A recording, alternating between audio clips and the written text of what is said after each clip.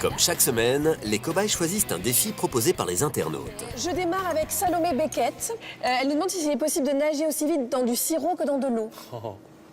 C'est tout ça, ça vous inspire? Ouais, Ça colle les cheveux de nager dans du sirop, non. Moi, quand même, je le mets de côté parce que j'aime bien. Mais sinon, il y a Muriel Thierry Messona qui nous dit est-ce que c'est possible de péter un câble? Ah, ça c'est marrant ça. Ça nous arrive tous les jours. Mais ça, je peux te dire que c'est vraiment possible. Alors sinon, il y a Marion Solon-Nadal qui nous dit est-ce qu'on peut soulever une voiture avec une ou plusieurs ventouses? Une voiture, ça fait quand même une tonne, Donc grosse ventouse alors. donc gros défi. Tu C'est m'étonnes. très intéressant comme question. Bah, qui dit gros défi? Ah, dis coup de téléphone. Alors zut. Allô? Allez, Ah oui va décrocher plus loin. Tu peux Ah non, partir. on a un problème d'intervenant. Il faut que je règle. Salut David. Oui? Bon, bah, tu sais quoi? Il s'occupera pas de ce défi, et puis c'est tout. Non. Et moi, en fait, je voulais juste terminer mon bouquin. Je vous laisse bosser dessus. Bah, tu sais quoi? Vu que toi, tu t'es pas défilé, c'est moi qui vais m'occuper d'en apprendre un petit peu plus sur les ventouses. Avant de tenter de soulever une voiture avec des ventouses, mieux vaut étudier de près le fonctionnement de cet objet surprenant. Bonjour Thibaut. Bonjour Agathe. Ah, c'est sympa d'être venu. Merci beaucoup, parce que j'ai plein de questions à te poser. Thibaut Ferral est animateur scientifique à l'Exploradome de Vitry-sur-Seine et spécialiste de la physique. Ventouse. Alors, une petite expérience qu'on va réaliser dans l'aquarium. J'enfonce la ventouse sous l'eau et ensuite j'appuie. Oula, mais ça fait plein de bulles. Ça déjà. fait plein de bulles, en effet. Et maintenant, quand j'essaie de soulever la ventouse reste collée. En appuyant sur la membrane de caoutchouc, notre expert a expulsé l'air qui se situait à l'intérieur de la ventouse. On crée un vide dans la ventouse et donc, par comparaison avec l'air extérieur qui est encore sous pression, on crée donc une dépression. Alors, ok, ça j'ai bien compris. Maintenant, j'aimerais bien comprendre pourquoi est-ce qu'à un moment, ça colle. C'est une bouteille qui est constituée en... Pour comprendre pourquoi la ventouse reste collée à son support, notre expert propose à Agathe une expérience mettant en scène un récipient transparent, un ballon de baudruche et un aspirateur. Alors, on va y aller. Hop. Oula! Le ballon se colle instantanément à la paroi du récipient. Alors qu'est-ce qu'on observe dans un premier temps, c'est que le ballon s'est gonflé. Ouais. Alors il ne s'est pas gonflé parce qu'on a soufflé dedans, il s'est gonflé parce qu'on a vidé l'air qui était dans la bouteille. Et de la même manière que le ballon est aspiré vers l'intérieur, la membrane de la ventouse va être aspirée vers le fond. D'ailleurs, on peut le voir quand on fait l'expérience. La membrane reste au fond. Lorsqu'on appuie sur une ventouse, on chasse l'air de sa membrane et on crée une dépression en dessous, alors que le dessus est toujours soumis à la pression extérieure. Voilà pourquoi il est difficile de séparer la ventouse de son support. Pour savoir si nos cobayes vont pouvoir relever le défi des internautes, Agathe va maintenant tester la force d'une petite ventouse grâce à une machine typiquement cobaye. Alors la machine est assez simple, tu vas rester de ce côté-là. Ouais. Moi je vais me placer juste devant, je vais juste faire le vide sous la ventouse. Et là, toi de je l'autre soulève. côté, tu peux soulever avec la poignée. Oh, bah Voilà. ça marche très bien. Ok, super. Bon, là, a priori, ça m'étonne pas trop. C'est une Quoique. petite boîte de 250 grammes. Bon, En effet, c'est pas très lourd. Mais ça finit quand même par se décoller de temps en temps. d'accord. Alors ça, c'est lié, Ça, c'est dû à quoi alors? C'est lié à un problème C'est l'air qui se d'étanchéité. réinfiltre? Exactement. On peut la rendre plus étanche en ajoutant un tout petit peu d'eau sous la ventouse. Et donc, on a humidifie priori, un peu. la ventouse portera bien plus facilement sa charge. Voilà, donc là, a priori, je vais pouvoir rester plus longtemps. A priori, tu vas pouvoir rester plus longtemps, en effet. Lorsqu'on humidifie une ventouse, l'eau forme une pellicule qui empêche l'air de passer. Mais ce n'est pas tout. Sous la ventouse, les molécules d'eau attirent la plupart des matériaux qui sont à leur contact. Voilà pourquoi une ventouse humide colle en général davantage à son support qu'une ventouse sèche. Là, pareil, on fait le vide. Notre cobaye peut maintenant tenter de soulever une charge plus lourde avec la même ventouse humide. 500 grammes, pas de problème. Aucun problème. 1 kilo avec une petite ventouse comme ça, quand même, j'ai un doute, mais bon. On va essayer. Ah non, ça marche. Alors maintenant, on attaque quelque chose d'un peu plus gros, du 2 kg. Ah, mais ça marche aussi, donc. Ça me remonte le moral, tu sais, pour mon défi. Et là, donc, 3,5 kg. Alors on arrive quand même à soulever. Trop bien. 3,5 kg, c'est Si tu- un petit peu plus compliqué à soulever, quand même. Pour une ventouse, il y a toujours un poids limite, et ce poids limite, il est proportionnel à la surface de la ventouse et à la dépression qu'on crée, donc à la qualité du vide. Est-ce qu'il y aurait un moyen, quand même, pour que cette petite ventouse puisse soulever ces 3,5 kg? Alors il y a un moyen, en effet, augmenter le poids ou de l'air, ou alors rajouter quelque chose d'encore plus lourd, Donc de l'eau. donc de l'eau. L'eau étant plus lourde que l'air, elle devrait favoriser une meilleure dépression. Pour augmenter la pression extérieure et réussir à soulever la grosse boîte de conserve avec sa petite ventouse, Agathe décide de la plonger sous 1,50 m d'eau. On est bien d'accord, je le dis, je le répète, qu'il s'agit exactement de la même ventouse que tout à l'heure. C'est exactement la même ventouse. Eh ben c'est parti, vas-y, montre-nous, démontre-nous. Alors, il s'agit de bien se mettre au-dessus de la conserve. Ah bah ça marche super bien. Cette fois-ci, je soulève. Tu soulèves avec la ventouse, hein, rassure-moi pas. Je soulève avec la ventouse et la perche ici est accrochée. D'accord. Et je soulève que la ventouse.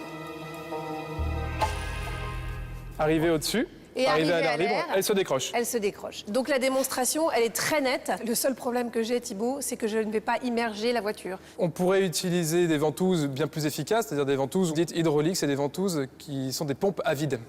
Ah, c'est pas mal ça. Et je te remercie beaucoup, Thibaut, De pour rien. tous tes conseils avisés. Je te laisse là, tu veux continuer tes expériences, que je te laisse le hangar si tu veux. Oh à bah, je disposition. peux continuer, ouais.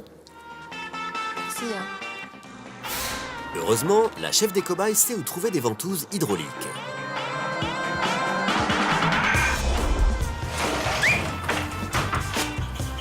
Alors, tu vas te rendre à Angers. Direction donc le Maine-et-Loire, où Vincent a rendez-vous avec des professionnels de la ventouse. Bonjour. Bonjour. Yannick? Oui. Yannick Arnaud est chef de produit chez l'un des plus anciens fabricants de ventouses industrielles en France. Ici, on a par exemple un système qui permet de lever une dalle en béton qui fait une quarantaine de kilos. Ok, attends, je vérifie. Dalle très lourde. Grâce à l'action d'une pompe reliée à la ventouse, Yannick peut créer un vide de 80% à l'intérieur de sa ventouse. C'est 2 fois plus qu'une ventouse mécanique. Comment on peut faire le vide alors qu'il y a des aspérités? Voilà. La particularité de cette ventouse, c'est justement qu'elle a un joint mousse qui compense les différences de niveau sur la surface et donc qui permet de faire l'étanchéité sur une surface non lisse. Et on peut soulever là? Et Ça là, peut on peut marcher soulever, oui, sans Ok. problème. Oh! Et là, si on secoue. Ah non, je vais la faire tomber ta dalle, je te le dis. Non, on n'y arrivera pas. On la fera pas tomber. Il y a plus lourd à porter. Tiens, Oui. ça, par exemple, ça a l'air beaucoup Voilà, plus lourd. là on a une baie vitrée qui fait une centaine de kilos. Ah ouais, d'accord. Et là, il n'y a que 4 ventouses pour tenir 100 4 kilos. ventouses pour tenir 100 Je kilos. peux essayer? Oui. C'est génial. Grâce à la pompe à vide qui garantit l'efficacité des ventouses et au système de cobotique qui facilite la manutention des objets lourds, notre cobaye peut même soulever une baie vitrée de 100 kg à une main. Ah bah non, ça marche super bien. J'imagine qu'avec ça, normalement, on doit pouvoir réussir notre défi, non? Il ne devrait pas y avoir trop de problèmes. Ok, en tout cas, je suis confiant sur le matériel. Mais attention, c'est une voiture d'1 tonne que Vincent va devoir soulever. Pour mettre toutes les chances de son côté, il aimerait donc faire un test avec le modèle le plus puissant de ce paradis de la ventouse. Donc là, j'ai ramené une tôle qui fait à peu près la même épaisseur que la tôle qui est sur le toit de la voiture. Je la descends. Je vais mettre le vide. Oh là là, ah ouais, d'accord. Et ça gondole complètement? Ça déforme complètement la tôle. Et pour visualiser les conséquences de cette déformation sur la voiture que notre cobaye doit soulever, Yannick a préparé cette maquette. On voit que la structure de la voiture se déforme. Donc on risquerait d'exploser toutes les vitres de la voiture, de déformer le toit. Et on va perdre l'adhérence, donc le vide à l'intérieur de la On va ventouse. créer des fuites et on va créer des risques de chute de la voiture. Bon, elles sont bien tes ventouses. Elles sont presque trop bien pour la voiture. C'est-à-dire qu'elles sont tellement puissantes qu'elles vont déformer entièrement la voiture. Et ça, Voilà. ça me pose un problème. Mais chez les cobayes, chaque problème a une solution. Ça va, Fernando? Il fait pas chaud chez toi, dis donc. Non, pas trop. Bon, c'est un peu la cata. C'est-à-dire qu'on a fait des essais sur une tôle avec la ventouse et ça l'a froissé. Donc on se dit que le toit de la voiture, on risque de l'abîmer, tu vois.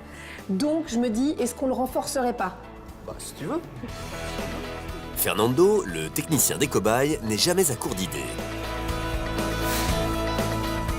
Il se rend donc à Angers où l'attend Stéphane Perrault, l'un des employés de l'usine de ventouse. Ensemble, ils placent une plaque de métal sous le toit de la voiture pour l'empêcher de plier et ajoutent une barre transversale pour la renforcer. On va compter 200 kilos de... Non loin de là, Vincent et Yannick n'ont plus qu'à choisir les ventouses qu'il leur faut. Pour plus de sécurité, ils basent leurs calculs sur le double du poids de la voiture. Donc il nous faut des ventouses capables de lever 2 tonnes. Ok. Ce qui commence à faire assez lourd quand même. Hein. Donc je pense que 5 ventouses, c'est bien. 2 tonnes divisé par 5, ça va nous faire 400 kilos. D'accord. Chaque ventouse doit donc avoir une capacité de levage de 400 kg. Donc on va partir sur ce modèle-là, qui est bien adapté à la prise Qui est de gros, quand tôle, même. parce qu'on a un joint qui permet de prendre. Et on va prendre des versions avec une butée qui permet d'éviter la déformation de la tôle mince pour éviter le phénomène qu'on a constaté tout à l'heure sur la tôle. C'est bon, on a la solution alors. la solution. Ok, on s'y met, j'ai hâte de voir ça. Ok. Mais avant de se lancer, Vincent doit récupérer son bolide. Alors Fernando, Bah écoute, ça y est. vu de l'extérieur, vous avez rien fait. Hein. Si on ventouse la voiture dessus, ça va tenir. En théorie, ouais. Tu voulais quelque chose de raide, t'as quelque chose de raide. Après, Ok. les ventouses, je sais pas ce que ça va donner. Hein. Bon, travail est fait, maintenant on va s'y mettre. On va Allez-y, tenter allez-y. l'expérience.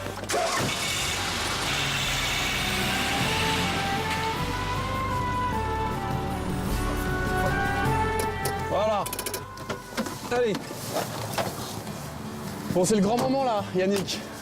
Je suis impatient de voir ce que ça va donner, sauf que... Ah oui, il nous faudrait une grue quand même pour soulever la voiture, non? Stéphane, avance avec ton chariot. Ah ouais, c'est du bon gros chariot, hein. T'as pas la tenue d'auto. Un bon gros chariot élévateur qui va pouvoir monter les ventouses et, espérons-le, la voiture à 6 mètres de haut. Attends Stéphane, je veux juste vérifier la solidité de la voiture. Ouais, ça va, ok. Ça va. Avance. Il ne reste plus qu'à positionner sur la voiture le système de 5 ventouses, tout spécialement créé pour nos cobayes. Encore un peu. Hop, on est bien dans le Voilà, repère, on est Yannick. bien là. On est très bien. Ok, donc tu me confirmes que toi, tu n'as jamais levé de voiture Ah non, c'est une ici première, avec ce oui. système-là. Oui, c'est une Donc ça va première. être une première. Oui, en espérant que le renforcement suffira. C'est ça, que le toit ne s'arrache pas. La voiture est prête à être soulevée. Pour l'occasion, les employés de la société sont venus supporter notre cobaye. Pas de problème. Va-t-il réussir à relever le défi? Donc là, c'est en train de faire le vide à l'intérieur. Et donc là, si j'appuie sur le bouton, voilà, ça a fait le vide. Ça y est. Ça y est. Allez, on va se positionner, Stéphane. Attention, 3, 2, 1, levez. Aïe, aïe, aïe. Alors attention. Alors, les roues touchent encore le sol.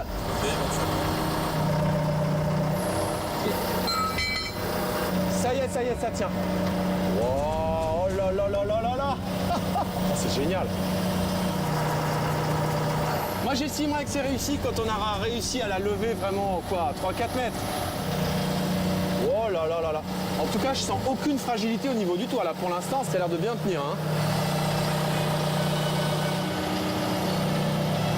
Allez, ça monte encore. On est au max. Bravo! On vient de réussir le défi cobaye et voilà le résultat, une voiture qui reste dans le ciel comme ça. Un système qui a été créé spécialement par votre société. Bravo! On a réussi le défi. Soulever une voiture avec des ventouses, les cobayes.